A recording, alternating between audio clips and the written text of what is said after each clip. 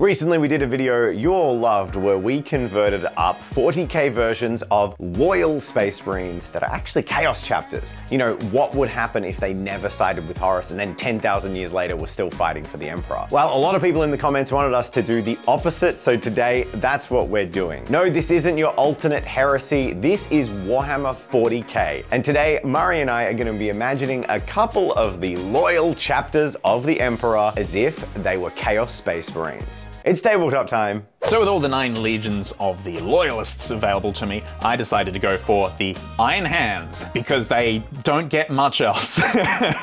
They are somewhat neglected and I think could have a lot of flesh. See what I did there? The flesh is weak. I had a little bit of a look at the Dawning Heresy, and basically they get really obsessed with Necron tech and literally start stealing Necron tech. They incorporated adopted Gorse technology. All their leaders are entirely mechanical, completely uploaded basically. But to support this, they need to be put into Terminator armor. And that gave me an idea because this is the new Primaris Chaplain Terminator armor. Chaplains in Terminator armor used to be the coolest models you could get in 40k. And I'm gonna be honest, I've always thought he was a bit bland. There's just not much happening here. So it's my plan to see if I can change that today. Let's begin. So my plan for this Terminator here is to do a couple of very simple but effective hand swaps here. The fan art I've seen of the Iron Hands in the Dawning Heresy is a lot of additions. They really remind me of Mega Man, just a big cannon instead of one hand. I really like it actually. So I'm gonna do a big cannon, a big Gorse Blaster on one arm, and then a Necron Lord's phasing blade on the other hand. That will be really nice. I just have to make sure that the hands fit. And then of course I'm going to clad the Terminator in the rest of the Necron's trappings. I'm thinking the big shoulder plates of the Necron, you sort of get those big shoulder blade sort of armor. That will really add to the silhouette and the design of the shoulder pads here. I think that's one of my grievances with this model. The shoulder pads are just a bit boring. However, and this is one of the reasons I chose this model, the chest piece here looks a lot like ribs. Now that's entirely intentional on the designers here because, you know, chaplains, skull imagery and everything, but that works so well for Necron. It really does. I can imagine already the green glow emanating from these ribs. Now, luckily, we just happen to have one of the old Indomitus boxes lying around that, well, honestly, the Necron are pretty much untouched in here. So I'm going to have my wicked way with whatever I want in here. And the big, what are they? The big Scorp Tech leaders. I'm gonna have his arm. That gun looks really nice and bulky. That's gonna go straight onto the gun arm here. And I might actually take his shoulder blades. I'm having your shoulder blades. I'm having his anatomy. It will be mine. So I'm going to cut those off, and with just a little bit of jimmying and slicing, I can make them fit real good. Cutting the Terminator's hand off at the wrist was fairly simple, but getting it to line up nicely with the base of the Necron gun required a little bit of slicing and some nice lining up. And while I thought that couldn't have gone smoother, I was in fact wrong, because the hand of the Necron Overlord holding this big halberd blade here, his hand is the exact size, proportion, and width as the Terminator hand. It could not have been planned better. One snip and it goes straight on. So all in all, things are looking up. Then after that, I took the skeletal pauldrons from the Necron Destroyer Overlord chap and roughly mounted them onto the shoulders here without the over pauldrons, I guess, of the Space Marines. The new Primaris Space Marines have these really nice structures underneath the pauldrons, which actually look really cool and mechanical, so I'm going to keep those intentionally and basically just mount these new ones over the top. As they're fond of saying, the flesh is weak, so the more mechanical things I can show, the more Iron Hands I think it's gonna feel. Then honestly, it's time for just a few more nice additions. I want to really emphasize that there is a lot more Necron tech happening here than the standard scrolls and such of the Imperium. I'm going to keep some of the purity seals, I say with raised quotation marks, as I think that the Iron Warriors might still use Oaths of the Moment, so I'm going to use that as a bit of headcanon. But I'm going to replace the scroll like tabard at this chest with a bit more Necron bits and bobs. The top of the body was also looking just a little bit sparse, so I grabbed a couple of energy cells or something from one of the Necron weapons and just attached those to the raised mounted parts of the carapace. And suddenly this looks a lot more full and rounded out. This is definitely one of the fun stages of kit bashing. If something looks a bit empty, you can just start adding more things to it. But we're still missing one more crucial part,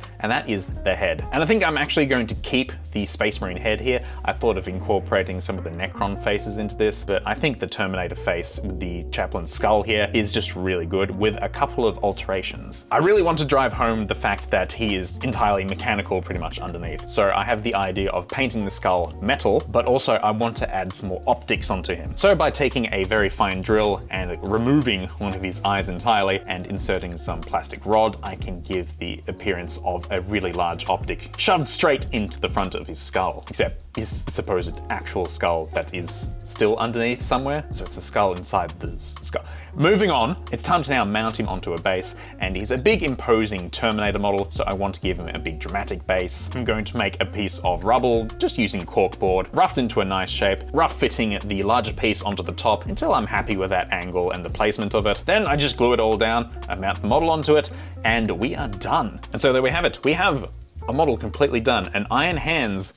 An Iron Hands what, buddy? And so there we have it. An Iron Hands Terminator reimagined in the guise of 41st Millennium Heretic Legion. Actually turned out so much better than I thought it might have been. Now this really makes me want to see just more Iron Hand stuff, just honestly. Like, Necron stuff aside, Iron Hands could have some really cool conversions and kits. I'd love to see Games Workshop revisit them, just as they're doing all the other chapters. Anyway, this is awesome. I can't wait to start painting him. Let's go. So while Murray was inspired by the Dornian heresy to come up with his 40k Iron Hands, the Loyalists I chose to corrupt to chaos were chosen for a lot more personal reasons. The Space Wolves. Now, I have to say my opinion on the Space Wolves is turning around with the recent announcements and the new models. They've always straddled the line a little bit awkwardly between Space Vikings and dorky werewolf bros, and they've always gotten away with having a little bit too much plot armor for my liking. In particular, the soul of Fenris being consumed by Magnus and then it just kind of regrowing it later. And overall, it's left the Space Wolves for me as a faction, it's a little bit boring. So I've decided to give them a bit of a facelift in the form of chaos. The Space Wolves always love diving into things head first. They've got a lot of pent-up rage. So what happened to my Space Wolves? Well, the Space Wolves have the Canis Helix gene, which means they turn into giant angry werewolves. So why not infuse that with the anger of the Chaos God, Khorne? I chose to base all of my conversions off the Khorne 8-bound. The Khorne 8-bound unit feels a little bit over the top, and I kind of think they're ridiculous. I do understand some people might like that aesthetic, that's cool. It's not my jam, but I do think it'll make a really good foundation for a kind of Wolfen. Joining a faction I don't have particular fondness for with a unit I think also is really ugly and lame, to combine the two and make something I can really get behind and get excited for. So I use these chaos bits, making sure to carve off the World Eater symbol off the knee and assemble the basic frame of my Space Wolf. The bare arms here are going to look really good with some kind of turbo Wolfen guy, but I'm not going to need the unhinged lower jaw or the butcher's nails, so I can fully replace the head here. Now really the equipment is going to sell the faction. A lot of this chaos armor I can keep because the chaos trim is reminiscent of chaos in 40k, and I imagine chaosified Space Wolves would still use it. However, I have added a Space Wolf storm shield on the left arm so he can charge into combat equipped a bit more appropriately for a Wolfen. On the right arm, however, I'm carving the top off the Khorne chainsword and replacing it with this runic axe. By using the bottom half of the chaos weapon, including the chains, it completely changes the vibe of this axe, turning it from something which looked noble into quite a ferocious barbaric weapon. Now the head I've chosen is deliberately over the top. Well, the sort of reason I was never that fond of Space Wolves is these sculpts. Back on the firstborn Space Marine bodies, they looked huge and ridiculous, having mohawks as big as their shoulder pads. However, on this massively scaled Khorne 8-bound, I actually think it kind of works. He's got this huge mane of hair blasting up in the wind and then these two big braids coming down, but they look a lot more proportional here and I'm happy with the choice. I've just got to carve back the head so it can glue nicely where the 8-bound's head would have gone. From the 8-bound kit, I picked the least iconography infused chest plate and back piece, and also the most low-key backpack. And for that backpack, I carve off the top details, these horns, and replace them with a nice shamanistic totem of the Space Wolves. All of these bits I'm happy to completely cannibalize because these are old Space Wolf kits and we've just seen a big range update announced, so I'm not too worried about ruining some old firstborn that I'll never make. But at this stage, he's not feeling quite Space Wolfy enough, and Space Wolves love their fur cloaks. So I give him a Space Wolf shoulder pad on the right arm, and then trail a Fenrisian wolf pelt down from behind it. On that same hip, I add a Mjod horn, so he can drink the blood of his enemies and celebrate the victory right out of this wonderful horn. And for the left shoulder, there is a great Wolfguard Terminator captain that has a wolf's pelt head on the shoulder, and I carve all that off and replace it here. I think it works really well, and with these two furry elements on the shoulders, you kind of get the feeling in silhouette of a Space Wolf. The last thing I do in the kit bashing is grab a Space Wolf totem, cut some bones off it, and basically use it as an ad hoc knee pad to replace that World Eater symbol that I carved off earlier. With these elements all kit bashed, I just need to blend some areas with a little bit of epoxy putty, and I use some Tamiya Quickset for this. The sculpting here doesn't need to be fantastic, it's more about gap filling. And with a quick go around with the sculpting tool, I'm pretty happy with this and I can base it. The basing here I'm gonna keep nice and simple. He's got a really dynamic, aggressive pose with those clawed feet that I chose, which I do think look absurd on the 8-bound, but for a Wolfen or a Space Wolf character, it's kind of a vibe. I'm coming around to liking this. So with a bit of astrogranite debris and a few chunks of sharply cut angular corkboard, I glue in what looks like a shattered landscape that I'm later gonna cover in snow. And with all of that, I can set it aside to dry and I can come back and paint it a bit later. I'm just here building up a very, very cool model. It is the Kindred Submersible Wreck Crawler, which is the brand new vehicle and stretch goal of our Kindred of the Abyss backer kit. I'm so happy with it. This has turned out so much better than expected. Sculpted by Jackson Jewell at Golden Dragon Games. It's just awesome. And we're gonna be doing a video showcasing this coming soon. But the reason I'm kind of interrupting this video is I wanted to let you all know that late backing is actually about to end. We're going to be closing that in a couple of weeks, and it will be the last chance ever to get the entire Kindred of the Abyss range with all the stretch goals at the low price that they're at. We hit all of our stretch goals and then we added more. So this range is going to have like 8 to 10 different units, multiple ways to build squads, hundreds of parts, vehicles like this one. And when we re-release it as a bundle at a far later date, it will never be this cheap again. So if you do want to check it out, links are in the description. Head over to our backer kit. If you like the look of this and you want to see more of it, make sure to check out our video, which will be out in a couple of weeks. But yeah, we'll get back to the video. Let's go check out Murray as he paints up his Necron Iron Hand.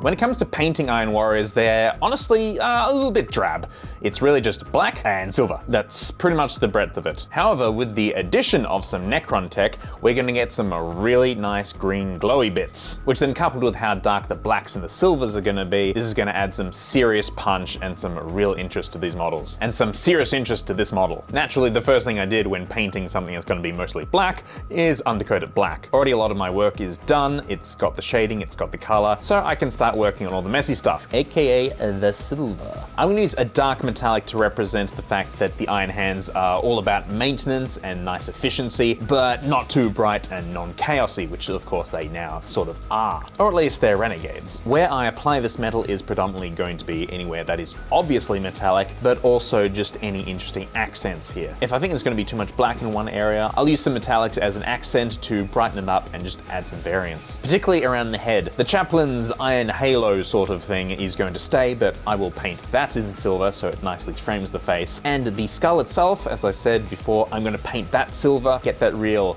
Terminator vibe, Arnie Terminator, not Warhammer Terminator, which it also is. It's a double Terminator here, you see. Then once I've highlighted all that, it's time to move on to all the black. Now the black is fairly simple to highlight. I'm just going to go along all the sharpest edges with one of my favorite colors, which is a very dark turquoise. The nice blue tones make a really nice natural highlight to blacks. And then I can apply subsequent highlights without too much fear of it turning into a gray rather than the black, as that's really important. I need to maintain the nice blackness here. And then when I'm happy with that, it's time to start on all the fun stuff. The nice green glowing effects, namely on the blade, and then on all the glowing gubbins afterwards. So I'm going to start a fairly simple non-metallic metal style on the blade. This is the way Games Workshop paints all their Necron war scythes, and I'm just going to emulate it, because it's just a really slick look. Then once I've highlighted that all up to an acidic green, it's time to start on the glowing parts. For this technique, I'm going to use the very popular method of applying a white ink into all the recesses here, using capillary action to allow it to flow along all the recesses. Then when I'm happy with all this white now in the recesses throughout the whole model, this technique is extremely satisfying, and you can see why people love featuring them in Instagram Reels and all through TikTok. However, one thing became very apparent to me: you must wait until it is completely dry, otherwise coming in with the airbrush next, you might move it around a little bit with the air pressure. But with that, it is time to start applying a really nice fluoro yellow, which is going to first help bring up the saturation and the punchiness of the green green that I'll apply next. It's this combo that's going to give that really rich, glowing, creepy eeriness. We're going full Disney villain green here. And this also has the really nice benefit of being messy on the blade, and by which I mean I'm going to purposely spill over with the yellow and green onto the blade that I've already painted, which is actually going to raise the saturation of all the highlights I have here on the blade. It's a really nice extra bonus effect, and honestly, it's worth doing just on any blade you might already be painting. I'm going to take extra effort around the rib cage here, as I want those to be really nice focal points, and then of course the eyes and the face, allowing all the green to spill over onto the metal to get that really cool glowing effect. Then I'm going to apply some messy blues and reds onto the base, which will contrast with all the green on this character before dry brushing it grey and making a nice concrete effect. And like that, I have finished my Iron Hands Necron Terminator Lord? I'm not sure what this guy is, but he kicks ass, that's for sure. But before we go to these reveals, let's check in with Dave and see how he's going with his project.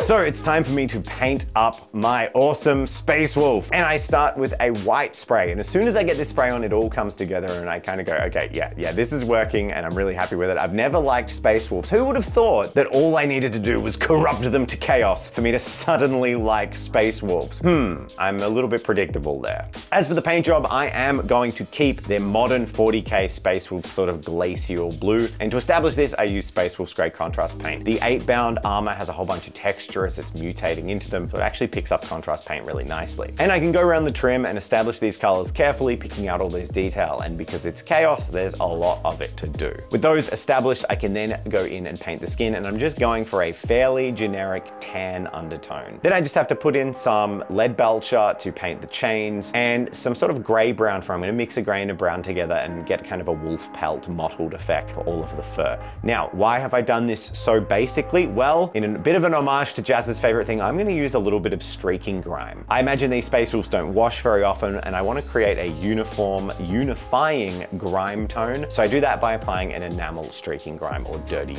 weathering effect. Before I do this, however, I'm going to give it a quick spray with a varnish, and that will just help protect the paint underneath. I can then use some white spirits to pull back a lot of this weathering and leave it to run into the recesses and give a really nice unified grimy dark base coat. From here, I can just go through and do some spot highlights on all of the colors, starting from the inside and working out. So that means highlighting up the skin, re-highlighting some areas of armor, and also getting some spot highlights on that gold and the metallic chains. The fur also needs a bit of love here, so I apply some highlights there too. Now that these core colors are established, I make sure to go in and paint some of the details that I left off before I did the weathering pigment. So this is the head of the frost axe, which I paint with glacial blues and some sharp white highlights along all the cragged rock edges, as well as the gemstones, which I paint a nice ruby red for corn, and then the beautiful orange mane of hair that this Space Wolf has. With these details painted, the last thing to do is get a bit technical, and that means use some weathering effects. So I actually stipple on a few areas of a dark browny red mix, and the purpose of this is to kind of look like old dried blood that's sort of flecked up and dried on their armor. But then I can heavily use some snow technical effects, and I still prefer Valhallan Blizzard for this. I've tried the Viejo ones, I don't like them so much. And then after that's done, it's time for just a smattering of blood for the blood god to give those red pops on this brutal Space Wolf that is dedicated to Khorne. And with all of that done, we can check out the reveals and have a look at Murray's Necron-infused Iron Hand and my Khorne-worshipping Wolfen of the Space Wolves. I can't imagine how cool Leman Russ looks as a Demon of Khorne.